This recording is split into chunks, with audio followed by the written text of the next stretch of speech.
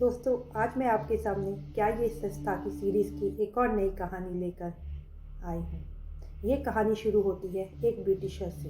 एक ब्रिटिशर 1942 पे पहाड़ों पर चढ़ता है और चढ़ते-चढ़ते एक जगह पहुँचता है जहाँ पर एक बहुत ही खूबसूरत झील थी।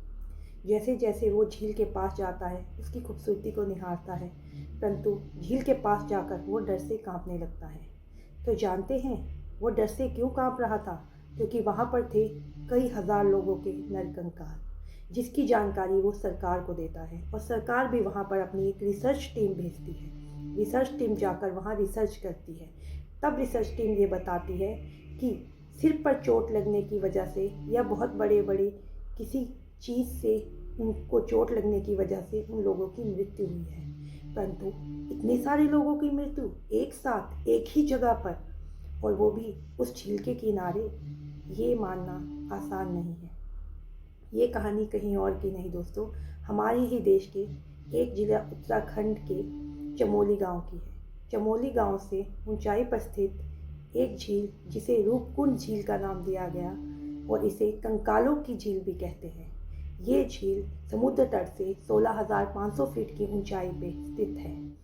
जब भी इसे लोग घूमने के लिए जाते हैं तो बहुत सारे नरकंकाल देखकर हैरान रह जाते हैं।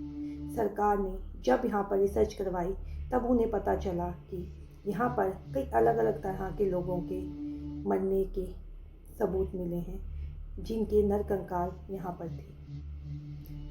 तो दोस्तों, वहाँ के लोगों का मानना है कि वहाँ एक देवी माँ विराजती हैं, जो कि उनकी पहाड़ों की और प्रकृति की रक्षा करती हैं और उन्हें बाहर से आए हुए लोगों का प्रकृति को विनाश करना और प्रकृति से छेड़छाड़ करना बिल्कुल भी पसंद नहीं है और ना ही उनकी शांति में खलल डालना पसंद है।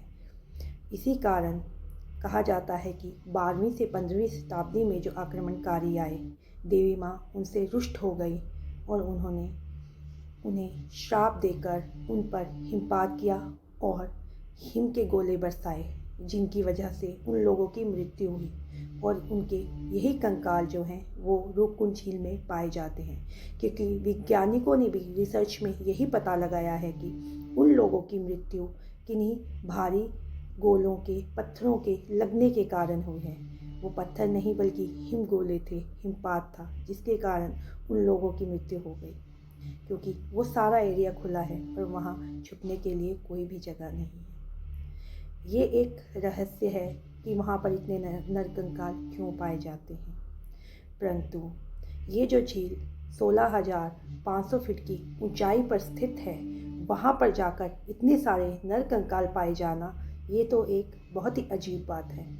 और यहाँ का क्या रहस्य है ये तो हम भी नहीं जानते और वहाँ के लोग भी नहीं जानते, परंतु वो अपनी पुरानी मान्यताओं को मानते हुए ही इस कहानी को सुनाते हैं। कोई श्राप, किसी देवी माँ का प्रकोप या फिर कुछ और, रूपकुंड झील की सच्चाई कोई भी नहीं जानता।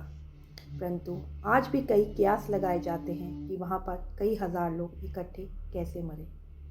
बस इसी के साथ ये कहानी समाप्त होती है।